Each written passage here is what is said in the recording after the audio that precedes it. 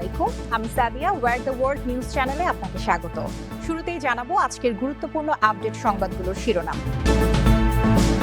বরিশাল ৩ আসন, যত সম্পদের মালিক অ্যাডভোকেট জয়নুল আবেদিন। এনইআইআর চালুর প্রতিবাদ, বিটিআরসিতে মোবাইল ফোন ব্যবসায়ীদের হামলা। মোবাইল ফোন আমদানিতে ট্যাক্স কমানো হয়েছে, প্রেস সচিব। ভারপ্রাপ্ত অ্যাটর্নি জেনারেল হলেন মোহাম্মদ আরশাদুর রউফ। অতিরিক্ত অ্যাটর্নি জেনারেল মোহাম্মদ আরশাদুর রউফকে ভারপ্রাপ্ত অ্যাটর্নি জেনারেলের দায়িত্ব প্রদান করা হয়েছে।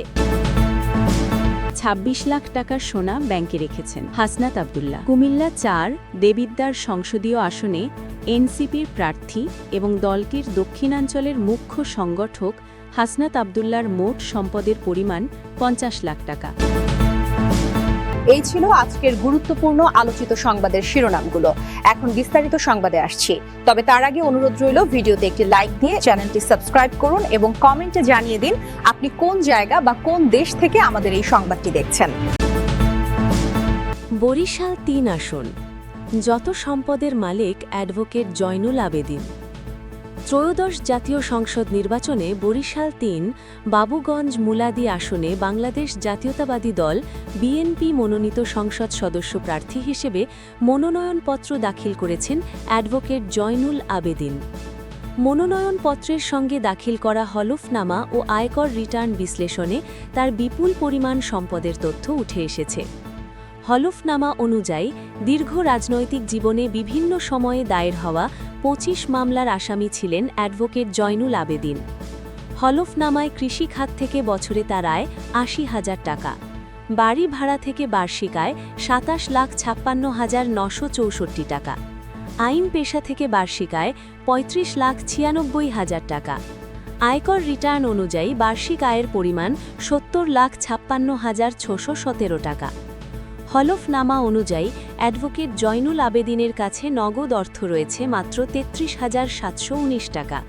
তার স্ত্রীর কাছে নগদ রয়েছে ৯,২৬,৪৪৩ টাকা। বিভিন্ন ব্যাংক হিসেবে অ্যাডভোকেট জয়নুল আবেদিনের জমাকৃত অর্থের পরিমাণ ১,২৭,৭,৪৬৫ টাকা। তার স্ত্রীর ব্যাংক জমা রয়েছে ৫,৪৪,০১৩ টাকা। এছাড়া তার নামে বিভিন্ন ব্যাংক ও আর্থিক প্রতিষ্ঠানে সঞ্চয়পত্র ও আমানত হিসেবে জমা রয়েছে ৪২,৭৯,৭১১ টাকা। স্ত্রীর নামেও ব্যাংক, বীমা ও আর্থিক প্রতিষ্ঠানে সঞ্চয়পত্র ও আমানত রয়েছে ১২ লাখ টাকার বেশি। হলফনামা অনুযায়ী পারিবারিক সূত্রে প্রাপ্ত কৃষি জমির পরিমাণ ৩ একরের বেশি। রাজধানীর অদূরে সাভার এলাকায় রয়েছে ২৭% জমি। মুলাদি উপজেলায় উত্তরাধিকার সূত্রে প্রাপ্ত ৪৯% জমির ওপর বসত ভিটা রয়েছে। ঢাকার ইস্টার্ন প্লাজায় তার মালিকানাধীন ১,১৭৫ বর্গফুট আয়তনের একটি ভবনের অংশ রয়েছে, যার ঘোষিত মূল্য ১৩,৭০,০০০ টাকা। এছাড়া নিজ জেলা বরিশালের শহর এলাকায় উত্তরাধিকার সূত্রে প্রাপ্ত ২.৮১% জমি ও ভবনের মালিক তিনি। যৌথ মালিকানাধীন ১৩,৫০০ বর্গফুট আয়তনের একটি সম্পত্তির অর্ধেক অংশের মালিকানা রয়েছে তার নামে, যার বাজার মূল্য ৩৬,৪৫,০০০ টাকার বেশি বলে হলফনামায় উল্লেখ করা হয়েছে। সব মিলিয়ে অ্যাডভোকেট জয়নুল আবেদিনের ঘোষিত মোট সম্পদের আনুমানিক মূল্য ৯,৬৫,০০,০০০ টাকার বেশি। একইভাবে তার স্ত্রীর নামে থাকা সম্পদের আনুমানিক মূল্য ১,২ কোটি টাকার বেশি। তবে এত সম্পদের পাশাপাশি দেনার কথাও উল্লেখ করেছেন তিনি। হলফনামা অনুযায়ী তার মোট ৩০ লাখ টাকা ঋণ রয়েছে। হলফনামা বিশ্লেষণে দেখা যায় অ্যাডভোকেট জয়নুল আবেদিনের ব্যক্তিগত ব্যবহৃত কোনো গাড়ির তথ্য উল্লেখ করা হয়নি। একই সঙ্গে কোনো ইলেকট্রনিক সরঞ্জাম বা আসবাবপত্রের বিবরণও সেখানে পাওয়া যায়নি। এনইআইআর চালুর প্রতিবাদ, বিটিআরসিতে মোবাইল ফোন ব্যবসায়ীদের হামলা। শুল্ক না কমিয়ে national equipment identity register NEIR কার্যক্রম চালুর প্রতিবাদে বিটিআরসি ভবন ভাঙচুর করছে বিক্ষোভকারীরা। হঠাৎ এমন আক্রমণে আতঙ্কিত হয়ে পড়েছেন বিটিআরসির কর্মকর্তারা।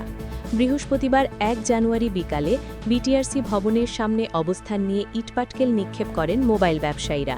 বিকেল ৪টের দিকে এই ভাঙচুর শুরু হয়। পুলিশের তেজগাঁও বিভাগের উপকমিশনার ইবনে মিজান বলছেন, ওরা আকস্মিকভাবে হামলা চালিয়েছে, ইটপটকেল ছুঁড়ে মারছে। আমরা পরিস্থিতি নিয়ন্ত্রণ করার চেষ্টা করছি। হামলায় বিটিআরসির মসজিদের কাঁচ ভেঙে যায়। এমন সময় সেখানে প্রতিষ্ঠানটির কর্মকর্তা-কর্মচারীরা নামাজ পড়ছিলেন, তবে তাৎক্ষণিক কেউ আহত হয়েছেন বলে জানা যায়নি। প্রতিষ্ঠানটির এক কর্মকর্তা যুগান্তরকে বলেন, হঠাৎ করে ভাঙচুর শুরু হয়েছে। রাস্তা থেকে কয়েকশো বিক্ষোভকারী অবস্থান নিয়ে ভবনে ইটপাটকেল ছুটছে। এতে ভবনের বিভিন্ন কাঁচ ভেঙে গেছে। ছুটি হওয়ার পরেও আমরা কেউ বের হতে পারছি না। মোবাইল ফোন আমদানিতে ট্যাক্স কমানো হয়েছে, প্রেস সচিব। মোবাইল ফোন আমদানিতে ট্যাক্স কমানো হয়েছে বলে জানিয়েছেন প্রধান উপদেষ্টার প্রেস সচিব শফিকুল আলম। বৃহস্পতিবার ১ জানুয়ারি বিকালে রাজধানীর ফরেন সার্ভিস একাডেমির মিলনায়তনে এক ব্রিফিংয়ে তিনি এই তথ্য জানান। প্রেস সচিব বলেন, মোবাইল ফোন আমদানিতে ট্যাক্স কমানো হয়েছে। আগে কাস্টমস ডিউটি ছিল ২৫%, এখন তা ১০% করা হয়েছে। দেশি উৎপাদিত ফোনের ট্যাক্স ১০% থেকে ৫% করা হয়েছে। সরকারের এই পদক্ষেপে বাংলাদেশে মোবাইল ফোন ইন্ডাস্ট্রি আরও বেশি ব্যাপকতা পাবে বলে আশা ব্যক্ত করেন তিনি। শফিকুল আলম বলেন, বাংলাদেশে প্রচুর বিদেশ থেকে ইউজ মোবাইল ফোন আনা হয়, এনে কিছুটা রিপাবলিশ করে এটা বিক্রি করা হয়। এতে আমাদের ক্রেতা সাধারণ যথেষ্ট ক্ষতিগ্রস্ত হয়, সরকারও অনেক ট্যাক্স থেকে বঞ্চিত হয়। আশা করা হচ্ছে বাংলাদেশে উৎপাদিত মোবাইল ফোনের চাহিদা বাড়বে এবং এগুলোর দামও কমে আসবে। নতুন বছরে শিক্ষার্থীদের বই দেওয়া প্রসঙ্গে প্রেস সচিব বলেন, ১৫ই জানুয়ারির মধ্যে সবগুলো পাঠ্যপুস্তক শিক্ষার্থীদের হাতে তুলে দেয়া সম্ভব হবে। শিক্ষকদের সঙ্গে পরামর্শ করে ১২৩টি পুস্তকের ভুল সংশোধন করা হয়েছে। এ সময় প্রধান উপদেষ্টার উপ-প্রেস সচিব আবুল কালাম আজাদ মজুমদার বলেন, মোট পাঠ্যপুস্তকের ৮৩% বই শিক্ষার্থীদের তুলে দেয়া হয়েছে। সময় মতো যেন বাকি পাঠ্যপুস্তক শিক্ষার্থীদের হাতে তুলে দেয়া যায়, সেজন্য সরকার কাজ করছে। ভারপ্রাপ্ত অ্যাটর্নি জেনারেল হলেন মোহাম্মদ আরশাদুর রউফ।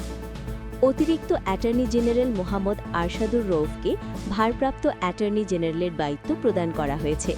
বৃহস্পতিবার ১ জানুয়ারি রাষ্ট্রপতির আদেশে আইন মন্ত্রণালয় এ সংক্রান্ত প্রজ্ঞাপন জারি করে। প্রজ্ঞাপনে উল্লেখ করা হয়, রাষ্ট্রপতি তাকে বাংলাদেশের অ্যাটর্নি জেনারেল পদের অতিরিক্ত দায়িত্ব অর্পণ করেছেন এবং আদেশটি তাৎক্ষণিকভাবে কার্যকর হবে।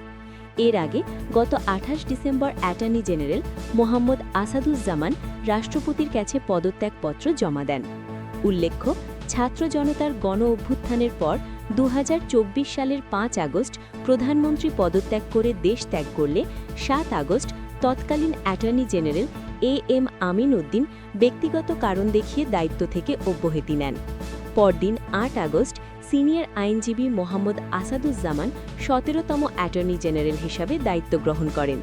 পরবর্তীতে ত্রয়োদশ জাতীয় সংসদ নির্বাচনে বিএনপির মনোনয়ন প্রত্যাশী হিসাবে ঝিনাইদহ ১ আসন থেকে মনোনয়ন ফর্ম সংগ্রহ করার পর তিনি পদত্যাগ করেন। ২৬ লাখ টাকার সোনা ব্যাংকে রেখেছেন হাসনাত আব্দুল্লাহ। কুমিল্লা ৪ দেবিদ্বার সংসদীয় আসনে এনসিপির প্রার্থী এবং দলটির দক্ষিণাঞ্চলের মুখ্য সংগঠক হাসনাত আব্দুল্লার মোট সম্পদের পরিমাণ ৫০ লাখ টাকা। নির্বাচনী হলফনামায় তিনি তার সম্পদ বিবরণী দাখিল করেছেন। ২৯ ডিসেম্বর জেলার দেবিদ্বারে সহকারী রিটার্নিং কর্মকর্তার কার্যালয়ে মনোনয়নপত্রের সঙ্গে হলফনামায় তিনি এসব তথ্য উল্লেখ করেছেন। হাসনাত আব্দুল্লাহ নির্বাচনী হলফনামায় উল্লেখ করেন, তার স্থাবর অস্থাবর সম্পদ ও বার্ষিক আয় মিলে মোট সম্পদ রয়েছে ৫০ লাখ টাকার। তার মধ্যে ২৬ লাখ টাকার সোনা ব্যাংকে জমা রয়েছে। আসবাবপত্র রয়েছে ১ লাখ টাকার, ইলেকট্রনিক পণ্য ৬৫,০০০ টাকার। তিনি ২০২৫-২০২৬ অর্থবছরে তার বার্ষিক আয় দেখিয়েছেন ১২,৫৩,৫৩৯ টাকা। হলফনামায় উল্লেখ করা হয়েছে, তার বিরুদ্ধে কোনো মামলা নেই। হাসনাত আব্দুল্লার নামে কৃষি জমি নেই। তার ব্যবসা প্রতিষ্ঠানে ১২,৫৩,৫৩৯ টাকার মূলধন রয়েছে।